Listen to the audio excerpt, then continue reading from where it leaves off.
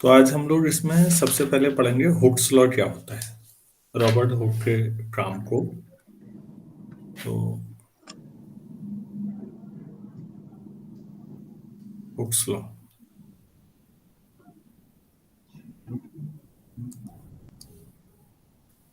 ये पढ़ना है हमने। तो अब सारा जो हम लोग पढ़ रहे हैं, सारा खेल जो है वो डिफॉर्मेशन पर डिपेंडेंट है। पूरी स्टडी डिफॉर्मेशन की हो रही है।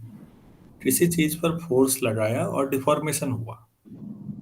तो बच्चों, अगर डिफॉर्मेशन बहुत कम हो, बहुत ज्यादा नहीं, थोड़ा सा हो, तो उस दौरान स्ट्रेस जो बॉडी के अंदर होता है और जो स्ट्रेन होता है वो डायरेक्टली प्रोपोर्शनल होती है चीजें।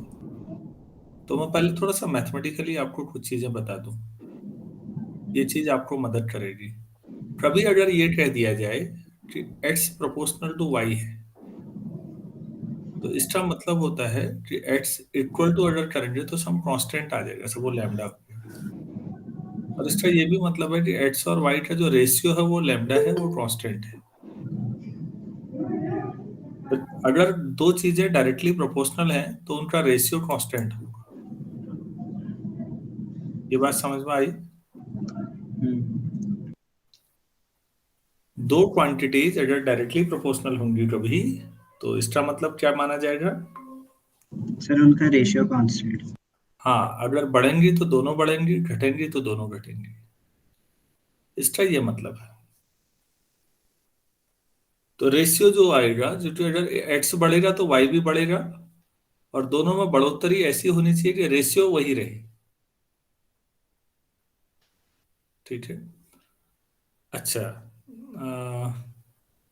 अगर कभी ऐसा कह दिया जाए कि x is proportional to one upon y, तो इसका मतलब है एक्स और वाई का जो प्रोडक्ट है वो कांस्टेंट होना चाहिए, मतलब लैम्डा होना चाहिए। आप ऐसे भी कह सकते थे x equal to lambda y, फिर वाई इधर ले आओ। तो दो क्वांटिटी अगर इनवर्सली प्रोपोर्शनल हैं, एक के बढ़ने पे दूसरी घटेगी या एक के घटने पे दूसरी बढ़ेगी, तो इसका मतलब है दोनों का प्रोडक्ट कांस्टेंट होगा।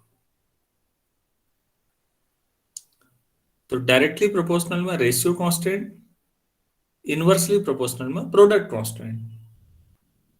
ये मैथमेटिक्स के बहुत छोटे लॉजिक हैं, लेकिन यूजफुल है। क्या मैं समझा पाया आप लोगों को ये चीज? Yes sir. Yes sir. चलो, तो बच्चों, अब हुक्स लॉ में क्या कहा जा रहा है कि if the deformation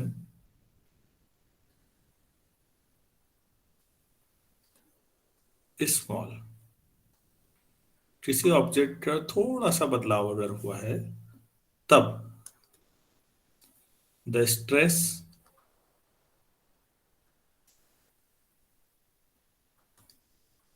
in a body is directly proportional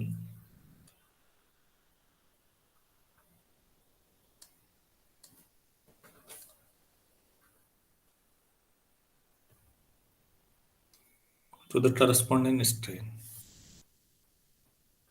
to the corresponding strain।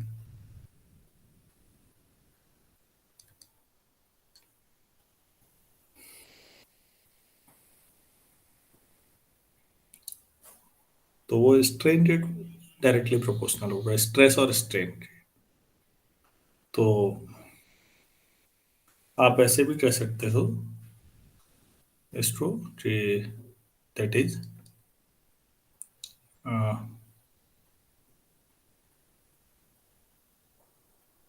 Stress upon strain क्या होगा?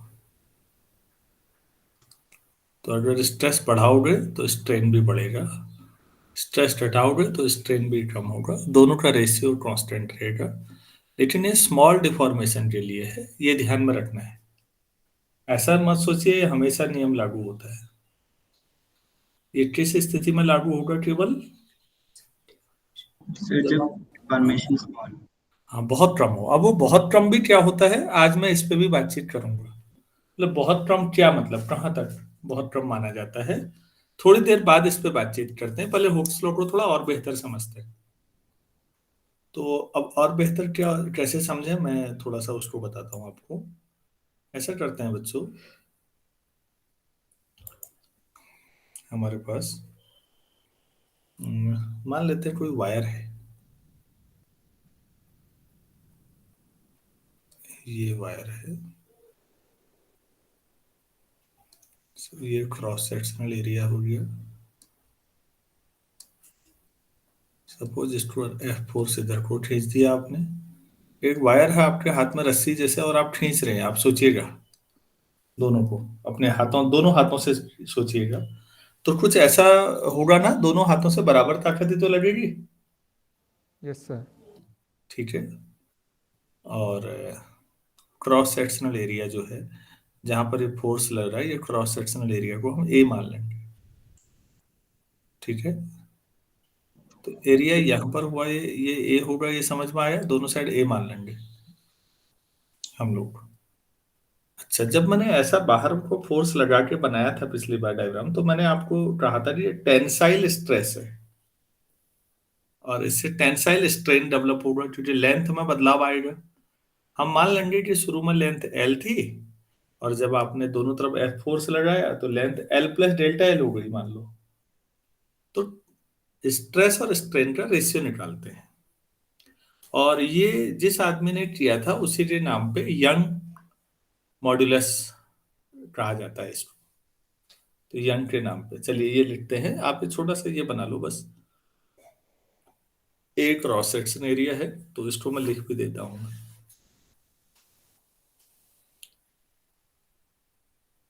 बना लिया होगा आप लोगों ने, तो शुरू किया जाए। Suppose we have a wire of length L and cross sectional area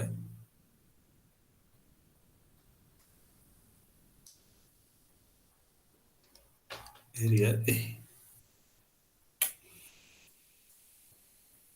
मान लेते हैं ऐसा है cross section A.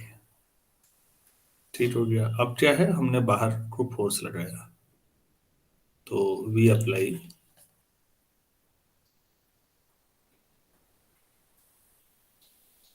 Force F outwards on both ends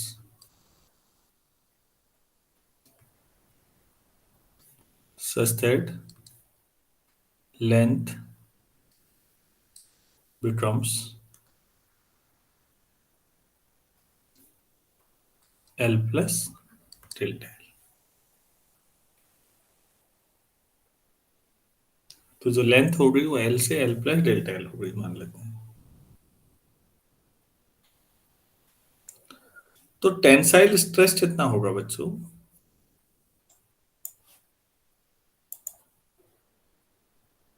so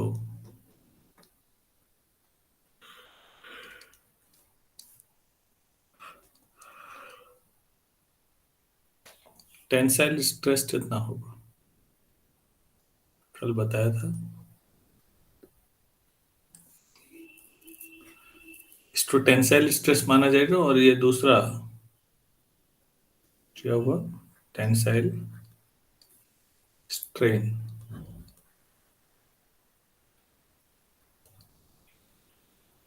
tensile strain कितना होगा? Sir delta L. Very good.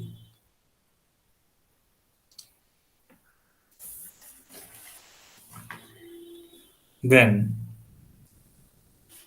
यहीं पर लिख देता हूं,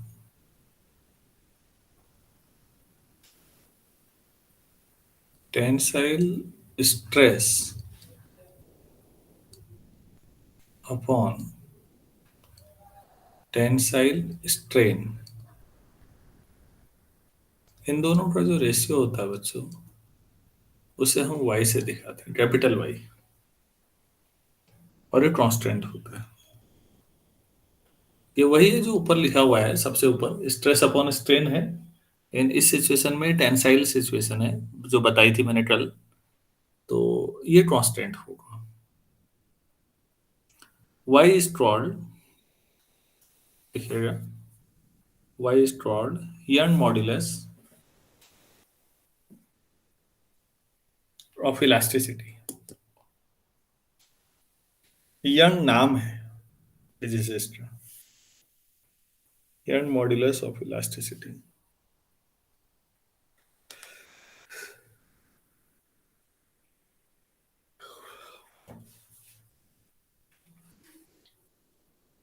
लिख लिया? Yes, Yes. sir. तो फिर आप फॉर्मूले में रख भी देते हैं। So y equal to tensile stress, अभी आपने लिखा है बच्चों, F अपॉन ए है, और टेंसाइल स्ट्रेन है डेल्टा एल अपॉन एल। या आप कर सकते हो F इंटू एल, ए इंटू डेल्टा एल। अब आपकी इच्छा, आप कैसे याद करें इसे। किसी न्यूमेरिकल में अगर मैं आपसे कह दूं तो प्लीज ये इस फॉर्मूले में बीच वाला एक्सप्रेशन याद करिएगा, लास्ट वाला मत करिएगा। क्योंकि y क्या होता है, यंग मॉड्यूलस क्या होता है कहेंगे तो आप कहेंगे टेंसाइल स्ट्रेस और टेंसाइल स्ट्रेन का रेशियो है। स्ट्रेस क्या होता है, उसकी डायमेंशनली वो वही आता है जो प्रेशर है, और strain delta l upon L है, उसका तो कोई डायमेंशन है ही नहीं। तो डिनोमिनेटर का कोई डायमेंशन नहीं है। एफ अपॉन ए का डायमेंशन प्रेशर का है, तो यंग मॉड्यूलस के डायमेंशन भी वही रहेंगे। Yes, sir. Yes, sir. हाँ, तो y का भी डायमेंशन वही माना जाएगा। तो ये बच्चों किसी एक हर मटेरियल के लिए हम निकालते हैं यंग्स मॉड्यूलस क्या है, तो इससे आप उसके बारे में जानकारी पता करते हैं। अगर हम इसी तरह, एक बात सोचिए, मैंने एफ दोनों साइड से बाहर को लगाया, अगर मैं अंदर को लगाता तो फिर क्या होता? फिर उसको क्या नाम देते? टेंसाइल की जो Compression. कंप्रेसिव कहते हैं। लेकिन इत्तेफाक ऐसा है कि वाई वही रहता है फिर भी।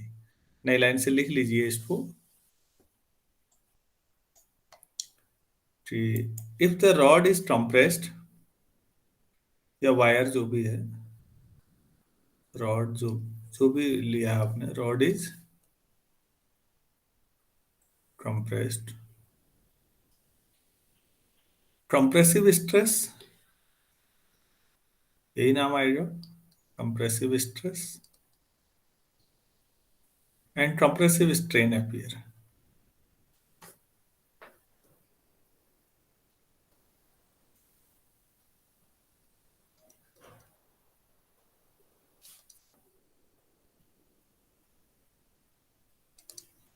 Strain appear.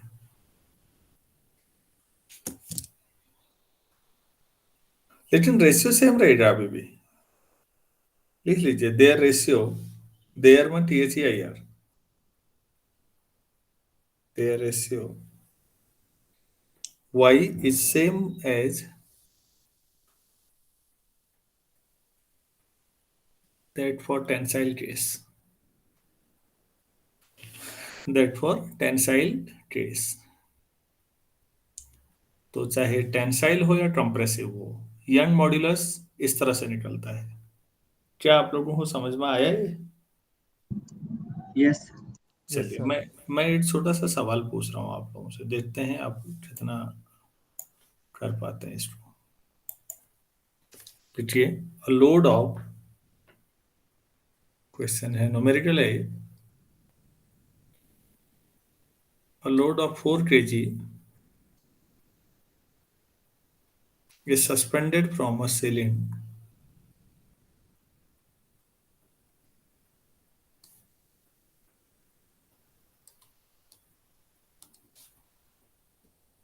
सीलिंग माने छत, through a steel wire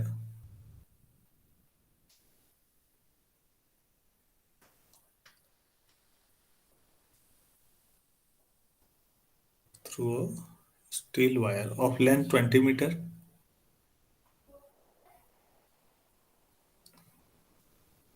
of length 20 metre and radius 2 millimeter and radius 2 millimeter।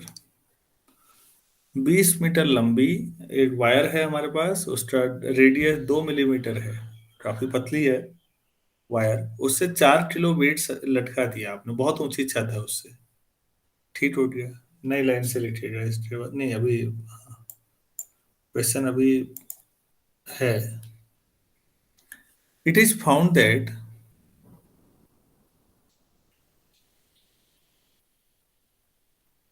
that the length of the wire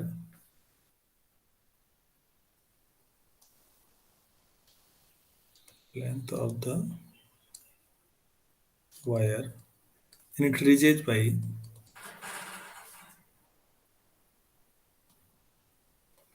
0.031 millimeter as equilibrium is achieved, as equilibrium is achieved। तो तार खींचेगा, थोड़ा ऊपर नीचे आएगा, जो ही इक्विलिब्रियम में आया, बैलेंस हुआ, उस समय आप तार की लंबाई में इतना बढ़िया तार 0.031 mm, बहुत कम है ये, कोई बहुत बड़ा नहीं है। Find young modulus of steel. Find young modulus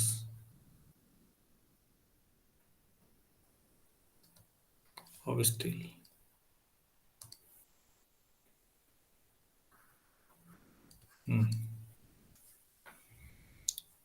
stress कैसे निकलेगा, दोनों निकालने पड़ेंगे आपको। लंबाई में है तो लॉन्गिट्यूडनल स्ट्रेस और लॉन्गिट्यूडनल स्ट्रेन कह सकते हैं इस पर नाम। Yes, sir. लॉन्गिट्यूडनल भी बोलोगे, है तो वो स्ट्रेस ही, तो कैसे निकलेगा।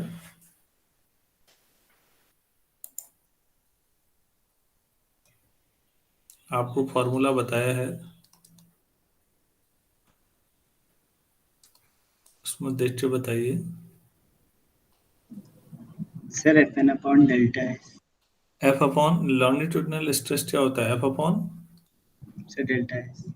एफ कौन सा फोर्स लगा है, Sir, gravity. भाई 4 किलो वेट है ना, तो वही तो वेट है जिसकी वजह से तार खींचेगा नीचे को, तो Yes, ग्रेविटेशन। हाँ, तो वेट और क्रॉस सेक्शन वायर का जो होगा, वायर सर्कुलर है मानते हुए, तो ए कितना हुआ, पाई आर स्क्वायर। yes, sir. हम तो बच्चों ये एम है 4, जी हो गया 9.8, पाई हो गया 3.14, और रेडियस है 2 मिलीमीटर। इसको मीटर में बताइए कितना आएगा।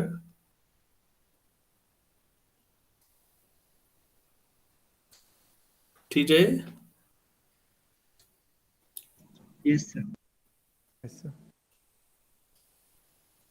भाई 8 मीटर में 1000 मिलीमीटर हुई ना, Yes, sir. तो 8 मीटर में 10⁻³ मिलीमीटर, तो 8 मिलीमीटर में 10⁻³ मीटर। इसे करने की जरूरत नहीं है, मैं एस सी वर्मा सर के क्वेश्चन को उठा रखा है मैंने, तो आप इसे सीधे लिख लें, 3.1 into 10⁶ newton metre square, pressure की यूनिट ही है। अब निकालिए longitudinal strain.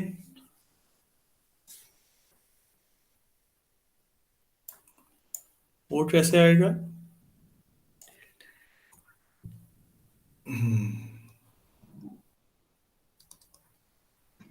Sir, delta L upon N.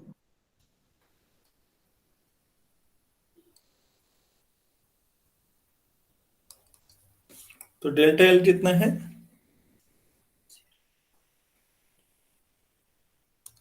031 mm है, तो 10⁻³ और लेंथ कितनी है ओरिजिनल 20,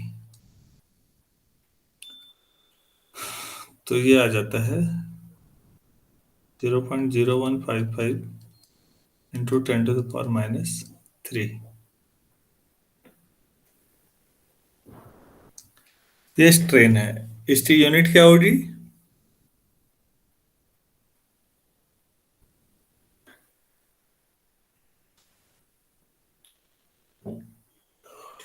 अरे भाई ये लेंथ का रेशियो है तो नंबर होगा केवल, इसकी कोई यूनिट नहीं होगी। स्ट्रेन की कोई यूनिट पड़ी है? No sir. तो इन दोनों का रेशियो कर लो, वाई आ जाएगा, y equal to longitudinal stress upon longitudinal strain.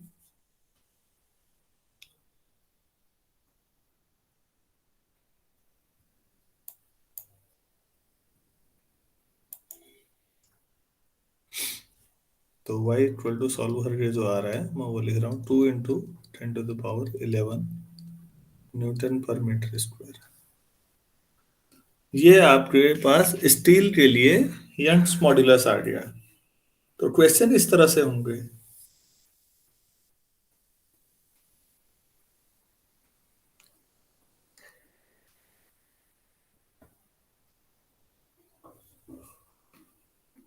क्या ये क्लियर हुआ आपको? Yes sir. Yes sir. ठीक। बल्कि बच्चों मैंने टेंसाइल स्ट्रेस और टेंसाइल स्ट्रेन का रेशियो बता दिया। टेंसाइल की जब कंप्रेसिव हो तब भी मैंने कहा वही आएगा, वो भी लिखा दिया। उसके बाद ये लॉन्गिट्यूडनल का एक क्वेश्चन करा दिया, लॉन्गिट्यूडनल स्ट्रेस और लॉन्गिट्यूडनल स्ट्रेन का। इसके अलावा लेकिन अगर टेंजेंशियल हो फोर्स आपका, तो अब आप नेक्स्ट हेडिंग डालेंगे shear modulus.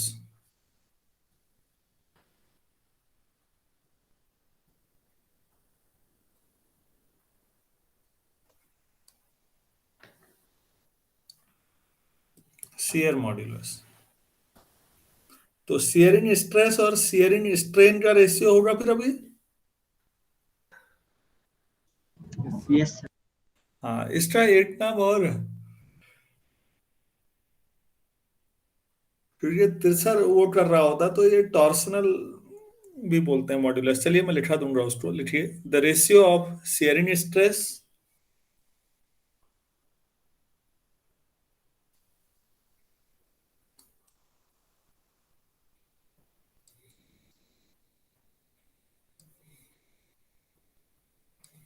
And shearing strain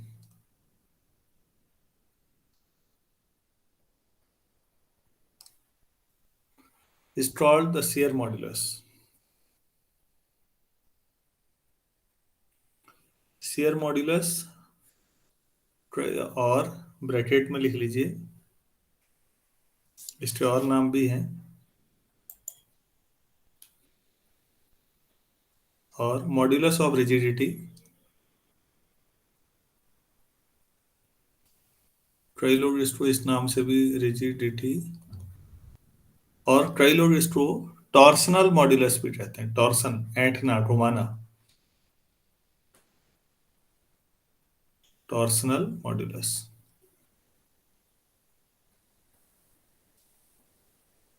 ऐसे भी कह सकते हैं।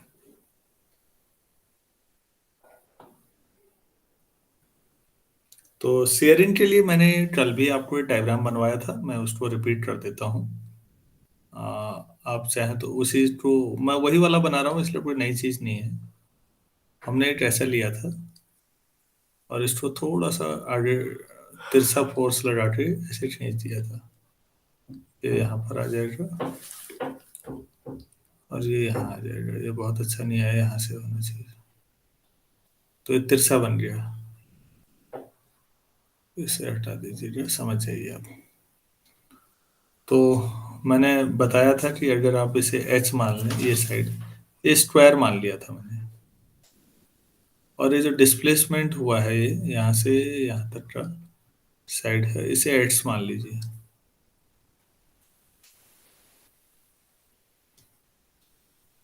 ठीक है, तो शियर शेयरिंग स्ट्रेस कितना होगा?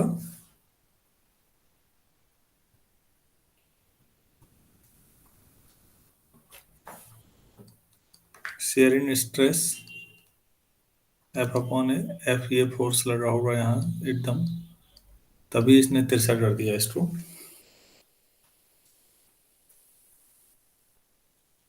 टेंजेंशियल लगाया है ये आपने, कोई मतलब ऐसी चीज रखी हुई है, हाथ से आपने उसके ऊपर हाथ रखे तिरछा दबाया तो वो आगे को खिसक गया थोड़ा हेड से दूरी तक, तो ये शेयरिंग स्ट्रेस है। और शेयरिंग स्ट्रेन लिखिए नीचे,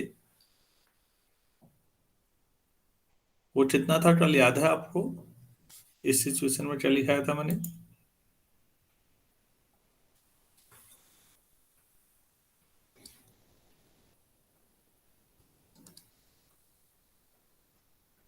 एच अपॉन एच। तो सो शेयर मॉड्यूलस,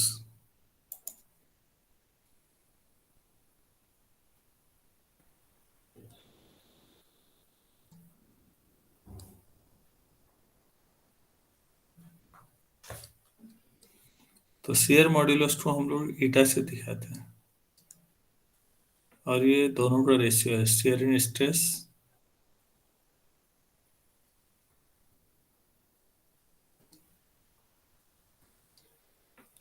और क्या होगा नीचे? Sir, sharing strain. हाँ स्ट्रेन। तो eta equal to F upon A upon H upon H.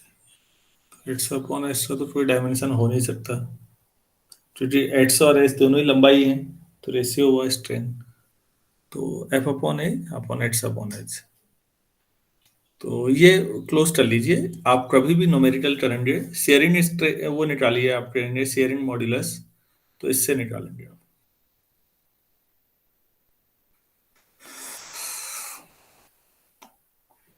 तो नेक्स्ट लिखिए वॉल्यूम, नहीं वॉल्यूम स्ट्रेस और वॉल्यूम स्ट्रेन का रेशियो निकालना है ना हमने, तो उसका नाम तो लगाना पड़ेगा, पहले नाम बता देते हैं उसका। आप हेडिंग डालिए next bulk modulus.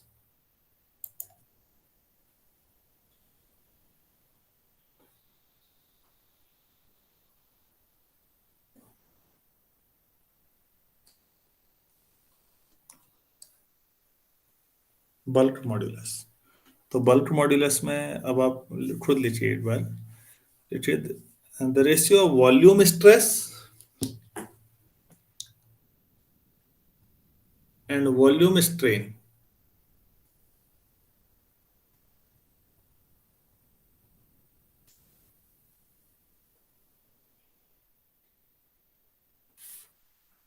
The ratio of volume stress and volume strain is called, क्या कहेंगे इसे? Bulk modulus. Sir, bulk model. Very good. तो बच्चों इसको हम बी से दिखाते हैं, बी इक्वल टू होता है minus p upon delta v upon b. और ये आपको ना थर्मोडायनेमिक्स और गैसीय सिस्टम में भी मदद करेगा चीजें समझने में। तो वॉल्यूम स्ट्रेस जो है वो वैसे ही है जैसे प्रेशर होता है, लिख लीजिए यहाँ, here P is volume stress.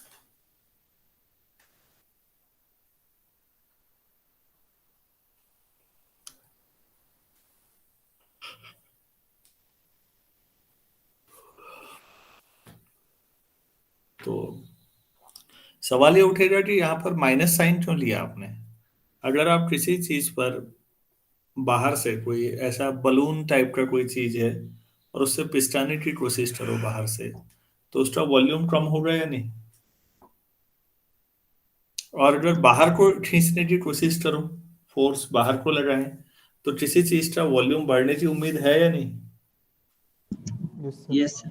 हाँ, तो बच्चों होता क्या है, डेरिवेटिव पॉजिटिव होता है अगर कोई चीज बढ़ती है। अभी ये चीजें आपने पढ़ी नहीं है, 12th में मैथ्स में पढ़ेंगे, लेकिन आप लोग कहीं नोट कर सकते हैं कि if something is increasing its derivative will be positive। if something is increasing, ये मैथ्स का लॉजिक है वैसे, लेकिन यहाँ काम कर जाएगा।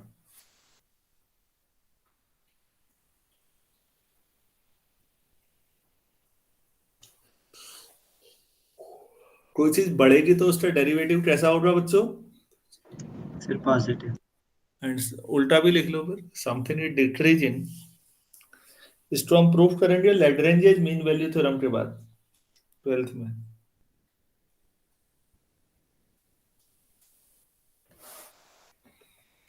something is decreasing, its derivative will be negative. आपको मैं सरल उदाहरण देता हूं। अच्छा ये बताओ, 0 से 90 डिग्री तक, π/2 तक sin x बढ़ता है या घटता है? सर बढ़ता है। बढ़ता है। तो साइन का डेरिवेटिव कैसा आता है, क्या आता है? पॉजिटिव आया। Yes sir. अच्छा, क्रॉस एक्स 0 से π/2 तक बढ़ता है कि घटता है?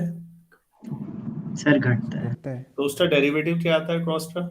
Sir minus sine x. घटा ना। Yes sir. अच्छा, मैं मतलब ये बहुत ट्रिवियल है, बात समझाने की कोशिश है। अच्छा, ऐसा ले लो, y = 1/x ले लो, कोई छोटा सा एक्सप्रेशन है, तो x बढ़ाने पे 1/x घटेगा ना। Yes sir. भाई यस y मैंने क्या ले रखा है? आप इतने ये पॉइंट्स मानवेंद्र आप तो स्पेशली नोट कर लेना ना। हाँ, यस सर। कि फिजिक्स में आपके काम का इतना ही होता है, कोई चीज बढ़ रही है तो डेरिवेटिव पॉजिटिव होगा, घट रही है तो नेगेटिव होगा। बायो वाले बच्चों के लिए पर्याप्त है। या आप ऐसा सोच लो बच्चों, जैसे ये है, अब आप देखिएगा ये एक्स बढ़ाने पे वाई घटेगा, एक्स घटाने पे वाई बढ़ेगा, तो बढ़ाने पे घट रहा है तो ये डिक्रीजिंग है ना, लगातार एक्स बढ़े यस तो सर। इसका डेरिवेटिव नेगेटिव आएगा, dy/dx करोगे -1/x² आ जाएगा। ये बात को समझाने का बड़ा सरल तरीका है, स्टैंडर्ड वे नहीं है ये, लेकिन अभी मेरे ख्याल से मानवेंद्र के लिए काफी है इतना। ठीक है। तो बच्चों एक बात सोचिए, बलून टाइप की कोई चीज है, उसको बाहर की ओर 3-4 लोग फोर्स अलग अलग डायरेक्शन में लगा रहे हैं, तो वो बाहर को खींचेगा तो वॉल्यूम बढ़ेगा या नहीं? Yes sir. वॉल्यूम बढ़ेगा तो डेल्टा भी कैसा होगा? Sir positive. हाँ, तो उस समय फिर ये बी नेगेटिव आ जाएगा ना।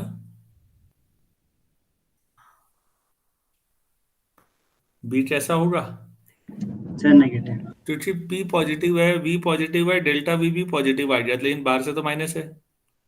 अब उल्टा सोचो, एक बलून पे बाहर की तरफ से 2-3 लोगों ने फोर्स लगा के उसको पिस्टाने की कोशिश की, तो उस दौरान वॉल्यूम में थोड़ी कमी आएगी, यस सर। Yes sir. तो डेल्टा भी उस दौरान कैसा हो जाएगा?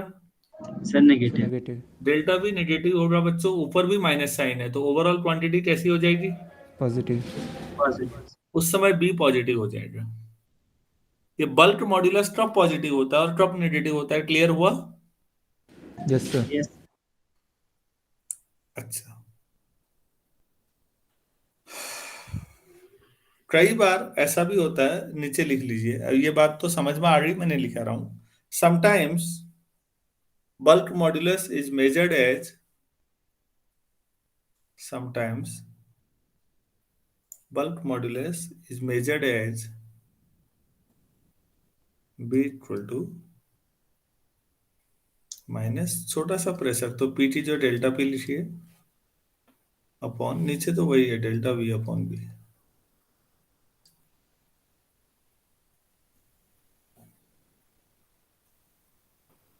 तो ट्राइलोग इसको ऐसे याद रखते हैं, ट्राइलोग इसको माइनस वी और DP upon TV. Delta P upon delta we हुआ, डेल्टा या डी में कोई खास अंतर नहीं है, डी बहुत छोटे के लिए यूज करते हैं। तो आप ऐसे भी लिख सकते हैं कि b minus v time d p upon d v. ठीक है। एक चीज और आएगी बच्चों, ये है कंप्रेसिबिलिटी। अगली चीज नेक्स्ट हेडिंग जो आपका होगा वो किस चीज का होगा? Sir compressible.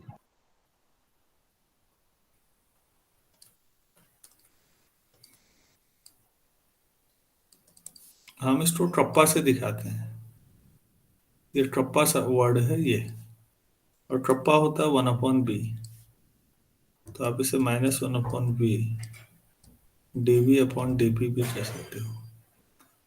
कंप्रेस होने की क्षमता, ये कंप्रेसिबिलिटी है।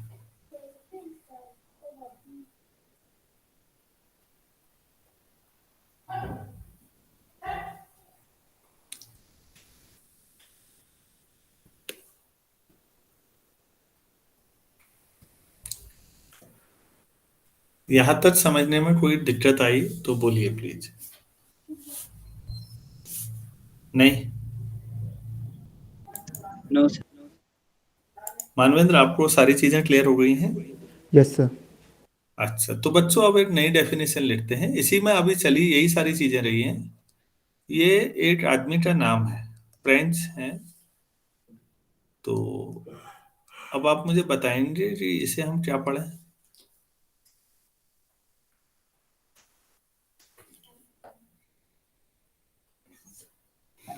Sir Poisson ratio. हाँ, तो पॉइसों कहते हैं इसे। एन जो पॉइसों की तरह यूज करें तो ओके पॉइसों। सर। हाँ, पॉइसन फ्रेंच है, वो थोड़ा प्रोनाउंसिएशन अलग होगा। तो पॉइसों रेशियो हमारे पास आता है। अब ये क्या है, थोड़ा सा इस पे बात करते हैं। व्यावहारिक तौर पर इनका जो काम है वो बहुत सारे, जो बहुत शानदार है। आप धीरे धीरे इनके कई सारे रिजल्ट पढ़ेंगे। ऐसा देखो यार, मेरे पास एक ये वायर है, ठीक है, ये वायर था, ऐसे लेना चाहिए था मुझे।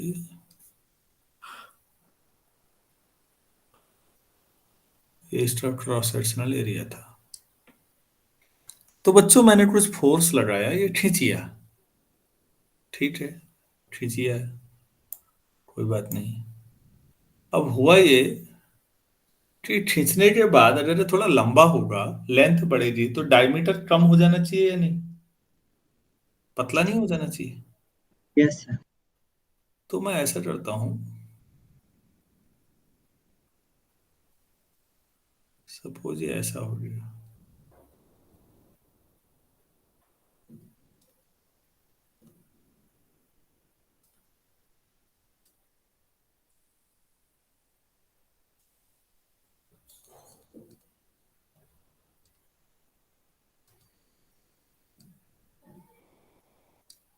ये मैं बना लिया मैंने, मतलब उसी से खींचा है ये। और ये क्यों खींचा, क्योंकि बाहर को मैंने फोर्स लगा रखा था एफ, और इधर को भी एफ लगा था, इस वजह से ये खींचिया, तो इसका डायमीटर कम हो जाएगा। ये रेशियो निकालते हैं थोड़ा सा। तो बच्चों ओरिजिनल लेंथ ये है, सपोज ये एल थी। अब जो नई लेंथ है उसे क्या मानेंगे हम? एल प्लस डेल्टा एल, ठीक है। यस। ऐसे ही जो डायमीटर था शुरू का, डायमीटर क्या लेंगे? ये वाला, सपोज ये डी था। तो अब जो डायमीटर होगा वो कितना होगा? Sir D minus delta. D minus delta T. Minus हो जाएगा, थोड़ा कम हो जाएगा। समझ में आया या नहीं आया? Yes sir. Yes sir. चलिए, तो इस पे बात करते हैं। पहले बना लीजिए, फिर इस पे।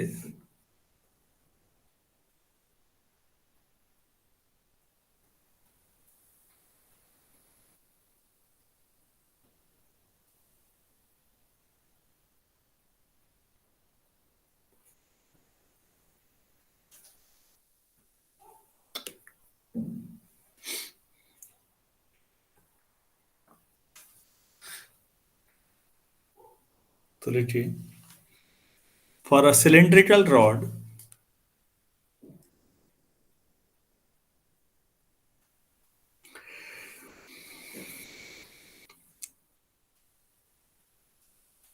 For a cylindrical rod comma, the length increases. तो आप महसूस ही कर रहे होंगे, तो मैं, इसमें कुछ बड़ी बात नहीं है। The length increases and the diameter decreases, and the diameter decreases। और ये सब कब होगा? when the rod is stressed, ठीक है ना? यस। हम्म।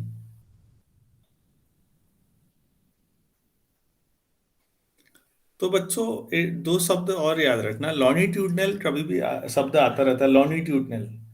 तो वो लंबाई के डायरेक्शन में होता है, और लंबाई के परपेंडिकुलर जो डायरेक्शन मानी जाएगी उसको ट्रांसवर्स कहते हैं। क्या बोलते हैं? Sir transverse. ट्रांसवर्स। देखिए, the fractional change in the transverse length, transverse length basically यहाँ पर डायमीटर के सेंस में बात हो रही है, लंबाई के परपेंडिकुलर वही है। The fractional change in the transverse length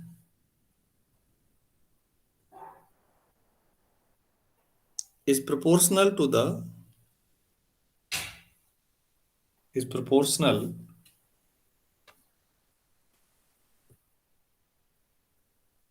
to the fractional change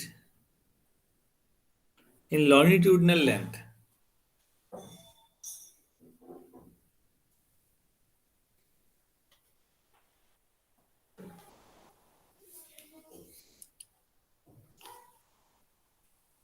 fractional change in the longitudinal length. बच्चों, मैंने क्या कहा है, जरा इस लाइन को समझिए तो। ट्रांसवर्स डायरेक्शन का लेंथ का मतलब डायमीटर, जितना ज्यादा लंबा होगा उतना पतला भी होगा या नहीं होगा वायर? Yes sir. यस जितना बाहर को जितना ज्यादा खींच दोगे, जितना लंबा होगा, लॉन्गिट्यूडनल बदलाव जितना आएगा उसी रेशियो में ट्रांसवर्स भी आएगा ना, वो भी पतला होता जाएगा। यस जितना लंबाई बढ़ेगी उसी हिसाब से ट्रांसवर्स में भी तो यही तो लिखा हुआ है। अच्छा, दोनों मतलब डायरेक्टली प्रोपोर्शनल है ना? दो चीजें डायरेक्टली प्रोपोर्शनल है तो उनका रेशियो कांस्टेंट होगा या नहीं होगा? Yes sir. That yes ratio sir. Is called Poisson ratio. नई लाइन से लिखिए इसी में, the constant of proportionality is called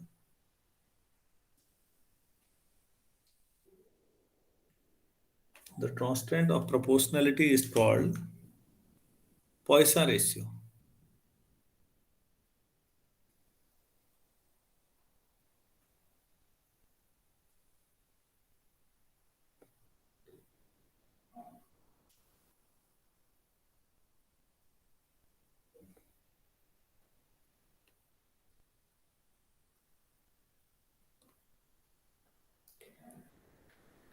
तो पॉइसन रेशियो के लिए हम इसको सिग्मा से दिखाते हैं बच्चों। तो स्मॉल सिग्मा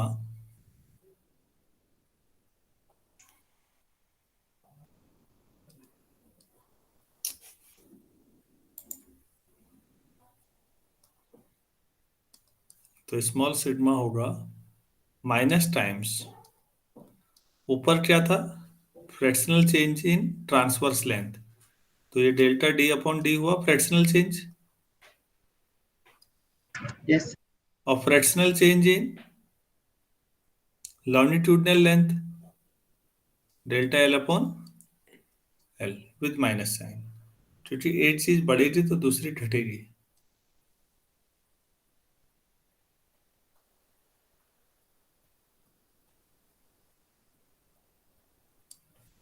ये है। तो अब आप मुझे ये बताइए, ये माइनस साइन होने से सिग्मा पॉजिटिव आएगा नेगेटिव आएगा?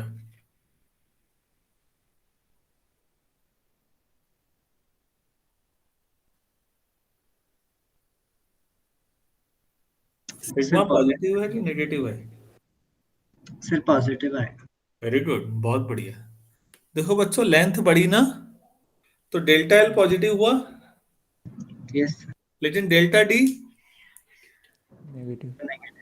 नेगेटिव हो गया। डेल्टा डी नेगेटिव हुआ, बाहर से भी माइनस है तो प्लस हो गया ना ओवरऑल। Yes sir. तो यहां पर लिख लीजिए, the minus sign ensures that sigma is positive.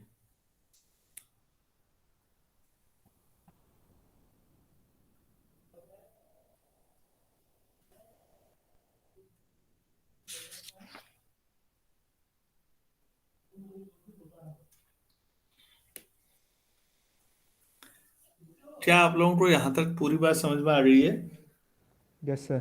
Yes ठीक है, तो ये बहुत सारे टाइप के आपके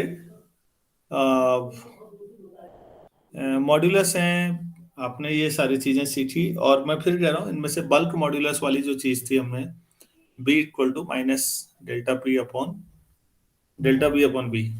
ये चीजें याद रखना। गैसियस, जब गैसेस के बारे में इलास्टिसिटी पढ़ेंगे ना, गैसेस की, तो वहां काम आएंगे bulk modulus.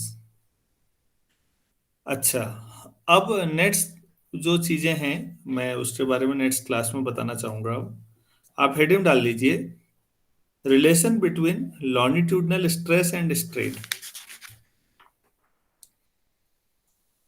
Relation between longitudinal stress and strain.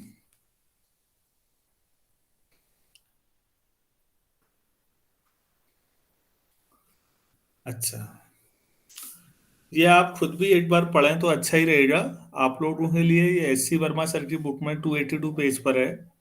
इन्होंने दो एग्जाम्पल लिए हैं, एक तो मेटल वायर को खींचने का, एक रबड़ को खींचने का। ये दो एग्जाम्पल को एक्सप्लेन किया है बच्चों। अगर आप खुद पढ़ लें तो खुद नोट्स बना सकते हैं, क्योंकि ये बहुत सिंपल थ्योरी है, आप मुझे लगता है समझ जाएंगे इलास्टिसिटी वाले चैप्टर में ही।